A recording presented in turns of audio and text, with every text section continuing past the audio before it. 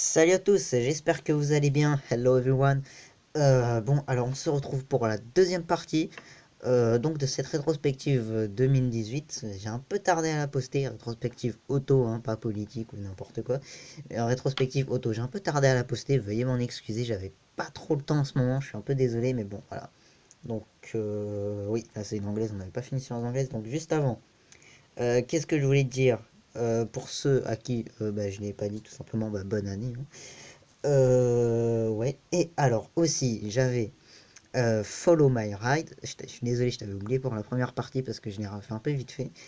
Qui m'avait demandé de te faire un petit coup de pub. Tu m'avais demandé de te faire un petit coup de pub. Voilà. Et donc, bah, c'est fait. Donc, alors, lui, il fera des vidéos de BMX. Enfin, de BMX. Enfin, de vélo, quoi, hein, voilà. Du vélo un peu, mais en genre en mode extrême, quoi. Voilà. Donc, ce serait bien d'aller regarder ces vidéos. Pour l'instant, il en a pas. Donc bah voilà, donc si vous voulez aller voir, il n'y a pas de problème. Voilà, donc n'oubliez pas de mettre un commentaire, hein. Bah oui, que je fasse pas ça pour rien. Donc bref, donc alors ici nous avons le Jaguar F-Pace SVR. C'est une nouveauté anglaise que je vous avais pas montré dans la première partie.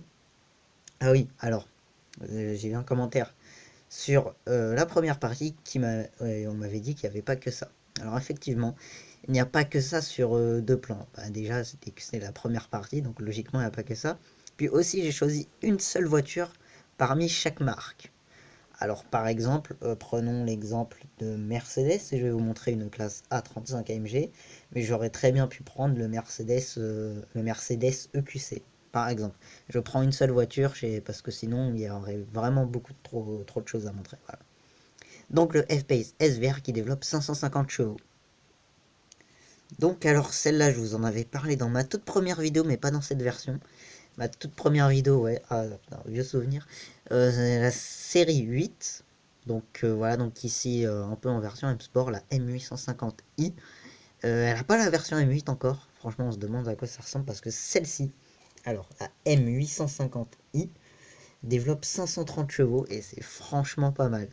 Voilà, donc je vous cache pas, je préfère un peu la berline. Le concept est mis de grand coupé.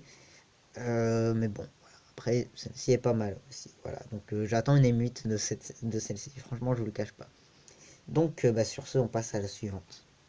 Et je sais pas si vous avez remarqué, hein, mais on est passé chez les Allemandes. Voilà.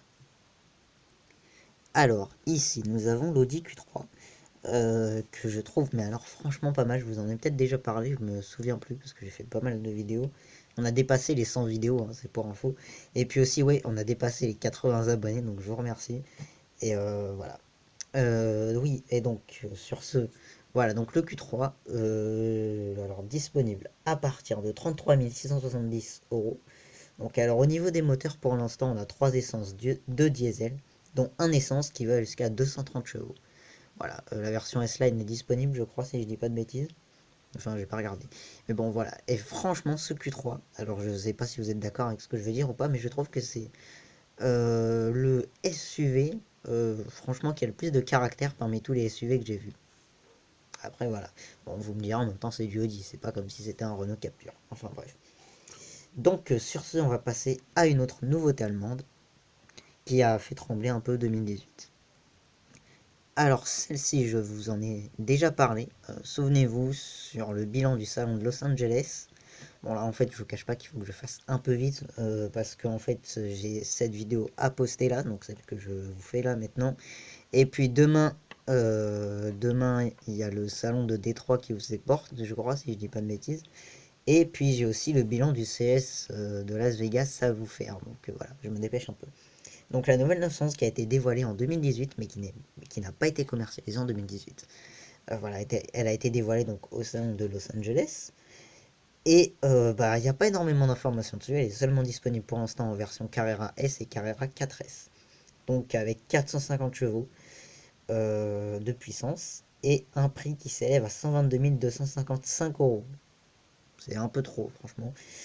Bon, bah, sur ce, c'est tout. Donc, alors ici, nous avons la Mercedes classe A35 AMG qui a été dévoilée en 2018, qui a un tarif de 50 400 euros. Donc, alors je précise bien, c'est un simple tarif, hein. Je sais pas si s'il y a des options qui sont comptées dedans, mais franchement, là, je pense pas. Voilà, donc on a 306 chevaux sous le capot. Voilà. Et puis franchement, c'est cool, hein. Franchement, moi j'attendais cette voiture. Et bah, je suis satisfait, hein. Et puis à noter que la classe A, c'est aussi la meilleure voiture pour moi en termes de crash test, parce qu'elle a obtenu ses 5 étoiles au test Euro NCAP. Et ça, c'est franchement fort. Donc, alors voici ici le Volkswagen Touareg Airline 2018. Alors, je précise Airline parce que généralement, enfin, je me suis aperçu de ça, mais bon, c'est commercial, donc c'est naturel si vous voulez. Mais dans les pubs de voitures et dans tous ces trucs-là, par exemple, Volkswagen, ils vont vous montrer des versions Airline sans vous dire que c'est des Airlines. Enfin, vous voyez des choses comme ça. Par exemple, pour la pub de l'Alfa Romeo Giulia. On vous montre l'Alfa Romeo Giulia Quadrifoglio sans qu'on vous dise que c'est la Quadrifoglio, à condition de bien regarder en dessous. Vous avez un petit truc où il y a écrit Alfa Romeo Giulia Quadrifoglio, je sais plus 75 000 euros, je sais pas quoi. Enfin bref. Mais donc voilà, mais bon, c'est commercial, donc voilà. Donc après, si vous voulez vous faire carotte, en tout cas, moi je le dis, voilà, comme ça c'est fait. Mais c'est commercial, donc il n'y a rien de méchant. Voilà, donc faut faire gaffe. Voilà, donc le Touareg, alors ici en version Airline, qui devrait subir une hybridation d'ici la fin de l'année. Voilà, donc alors pour l'instant, sur ce Touareg, les moteurs sont des V6. Et ils ont tous une puissance qui est supérieure à 200 chevaux. Et niveau tarif, il est à partir de 56 100 euros. Un peu cher ou pas, enfin, franchement je sais pas, je suis pas là pour donner des prix aux voitures, mais bon, en tout cas, voilà. Donc alors ensuite on va passer eh ben, à un autre pays, parce que je fais ça par pays, hein. Et on va passer chez un pays qui va bien vous aimer, et que vous allez bien aimer, pardonnez-moi, et qui est situé en Europe. Alors voici la Lamborghini Aventador SVJ, donc c'est la version de compète de la Aventador. Mais quand je dis compète, c'est une compète vraiment sérieuse, hein, c'est pire qu'une Aventador SV. J'ai pu la voir en vrai, mais j'ai pas pu monter dedans, bah, je suis dégoûté. Mais bon, c'est pas grave, j'avais vu au mondial celle-ci. Mais bon, bref, on s'en fout. Donc oui, la Aventador SVJ. Alors, son prix de base déjà, ouais, franchement, il fait mal quoi. 349 116 euros. Bon, on me dirait, quand je vois le bolide, ça les vaut, hein. Je dirais, mais bon. Ouais. Donc alors, sous le capot, on a un V12 6 litres 5 de 770 chevaux et une vitesse maxi d'un peu plus de 350 km/h. Et ça, franchement. Alors, cette SVJ, je tiens à vous préciser qu'elle a pas mal de technologie aussi. Pas à dire qu'elle est luxueuse, non, mais elle a pas mal de technologie parce qu'il y a un truc qui m'a vraiment surpris sur cette SVJ, c'est que ça, là, vous voyez cette sortie d'air ici? Et bah, en fait, quand la voiture va rouler, l'air va tout simplement rentrer par là, puis passer, hop, au milieu, tu vois, et en fonction de là où tu tournes, c'est-à-dire l'air va se diffuser dans un côté de l'aileron, et ça, c'est franchement pas mal afin de mieux stabiliser la voiture. Et ça, c'est franchement, j'y avais jamais pensé. Euh, Franchement, je vous cache pas, j'avais pensé à l'aileron amovible, mais légèrement, vous voyez, comme un avion penche. Je crois que ça existe déjà, mais bon, franchement, c'est un peu bidon. Mais là, franchement, ça c'est nickel. Ce qu'ils ont inventé, c'est super. Voilà. Donc, la SVJ, et donc après, on va passer à une autre italienne. Alors, ici, il s'agit de la Ferrari 488 Pista, donc la version améliorée de la 488. Qui développe 720 chevaux, tandis que la 488, elle, développe 670 chevaux. On a une grosse amélioration. Voilà. Donc, alors, on a un 0 à 100 qui a battu en 2 secondes 85 centièmes. Et on a un tarif qui fait 321 617 euros. Voilà, bon, une Ferrari c'est cher, c'est normal, hein. Voilà. Et donc ensuite, on va passer à d'autres italiennes. Donc, alors voici le nouveau Fiat 500X, hein. Je pense que vous en êtes aperçu, il n'y a rien qui a changé à part les feux, voilà. Donc il a toujours ces deux versions, donc la version un peu en mode, la version un peu baroudeuse, et puis sa version de base, hein, donc celle-ci. La version baroudeuse se reconnaît avec une espèce de dessin qui fait un peu un pare-bœuf en fait. Mais c'est un simple, voilà. Donc le 500X, alors j'ai pas relevé d'informations dessus. Alors celui-ci fait 120 chevaux. Voilà, voilà. Attendez, enfin bref, bon, franchement, j'ai pas relevé d'informations dessus parce que voilà, c'est pas un gros truc qui a fait vibrer 2018 non plus. ici nous avons le Lexus UX, pareil j'ai pas relevé énormément d'informations dessus parce que voilà, bon, franchement moi il m'intéresse pas trop mais bon voilà. Voici la Toyota Corolla de 2018, donc la nouvelle version. Alors Corolla comprenait Auris, parce qu'aux États-Unis elle est appelée Corolla, mais chez nous en fait elle est appelée tout simplement Auris. Donc voici la nouvelle version de l'Auris, de la Toyota Auris. Je saurais pas vous la situer sur un axe chronologique, mais bon. Voilà, donc la nouvelle Corolla. Donc alors, ces prix sont entre 20 950 € et 33 450 €. À noter que c'est uniquement en hybride, oui, parce que Toyota, franchement, ils ont pas mal d'hybrides dans leur gamme. Voilà, mais bon, l'hybride, je préfère l'électrique, hein, je vous cache pas.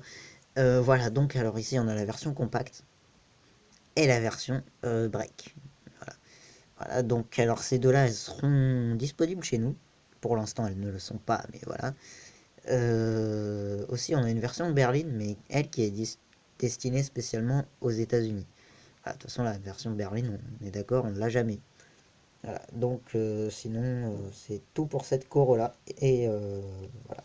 Donc vous avez vu, hein, on a changé de pays entre temps, on est passé au Japon. Hein. Alors celui-là, vous avez peut-être tendance à l'oublier. Enfin, vous auriez peut-être tendance à l'oublier pour cette rétrospective. Franchement, je vous cache pas que moi aussi. Parce que voilà. Ouais, bon, on est d'accord, c'est pas une Ferrari. Voilà. Donc il s'agit de l'Infiniti QX50. Franchement, il est propre. J'aime bien son design. Alors pour l'instant, en matière de motorisation, il dispose de 3 diesels et 2 essences. Voilà, les prix, j'ai pas trouvé. Mais bon, voilà. Donc le QX50. Alors contrairement à l'ancien, on voit que c'est plus un restylage, mais carrément un renouvellement. Hein, parce que l'ancien QX50, attendez, je vais essayer de vous trouver une photo de l'ancien. Alors il y avait une photo par là, je me rappelle, vous voyez, là, on a l'arrière. Vous voyez, par rapport à l'ancien, on a eu un changement, on a eu un gros changement. Voici la nouvelle Mazda 3 que je trouve bof bof, hein, je la trouve un peu carrée franchement, je vous cache pas. Déjà l'ancienne j'étais pas accro, alors celle-ci pas aussi. Je suis pas accro aussi à celle-ci en fait. Voilà, donc franchement je la trouve un petit peu carrée celle-là, j'ai dû vous en parler je crois, ouais, au salon de Los Angeles. Enfin voilà. Oui, donc ouais, j'ai dû vous en parler. La Mazda 3, alors niveau motorisation prix, j'ai pas cherché franchement. Parce qu'elle est pas, c'est pas comme la SVJ 488 et tout. Mais voilà, et donc ensuite on va passer avec la dernière voiture de cette vidéo. Bien que, bah voilà, vous avez pu le comprendre, hein, il n'y a pas eu que les modèles que je vous ai montrés. Je vous ai montré un modèle d'une marque en particulier, mais bon, voilà. Donc, parce que ouais, franchement, tout faire, je pense que ça a été un peu embêtant pour vous, hein, parce que, bon, vous n'avez pas tout vous taper non plus. Et voilà. Ah zut, j'ai oublié quelque chose, je viens de me rendre compte, j'ai oublié une anglaise. C'est pas vrai. Bon, bref, c'est la Aston Martin Vantage. Ouais, 510 chevaux, V8 AMG. Bon, je vous la montre. Voilà. 1000 excuses, je suis désolé, non mais j'ai oublié en fait, parce que je l'avais écrit sur la même ligne que le Jaguar F-Pace SVR, vous voyez, mais j'ai pas fait attention, j'étais un peu pressé, visiblement. Et donc voilà, donc l'Aston Martin Vantage, 510 chevaux, et elle dispose d'un V8 d'origine Mercedes AMG. Voilà.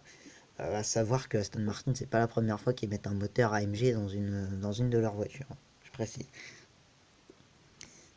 Voici la nouvelle Ford Focus, donc de quatrième génération, si je me trompe pas.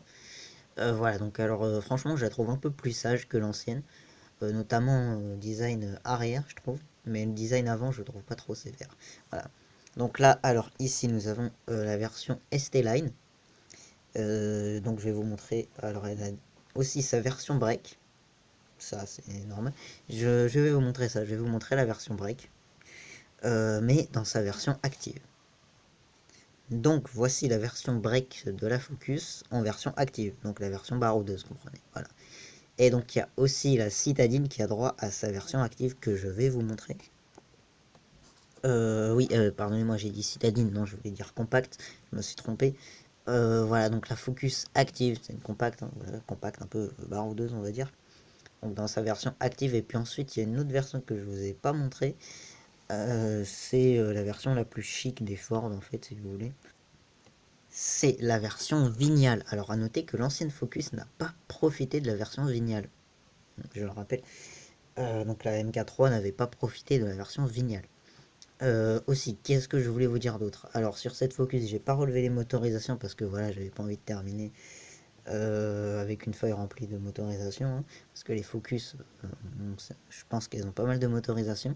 Donc alors les Vignales, on les reconnaît, la calandre un peu style nid d'abeille, voilà, des chromes un peu partout, enfin voilà, vous voyez là, des chromes, des trucs comme ça. Voilà, ça c'est ce que j'avais à vous dire. Et puis bah c'est tout. Ok. Thanks for watching. Merci d'avoir regardé. Donc on se retrouvera pour une prochaine vidéo. N'oublie pas le like, de t'abonner si c'est pas déjà fait. Et de mettre un commentaire aussi. Et puis bah voilà, j'espère que cette rétrospective t'a plu. Donc bon, on est d'accord, si tu regardes la première partie, tu regardes la deuxième. Si tu regardes la deuxième en premier, tu regardes la première en deuxième. Voilà. Donc sur ce, je vous laisse. Allez, salut! Et aussi, je vous informe juste, je pense que la prochaine vidéo sera sur le CES de Las Vegas.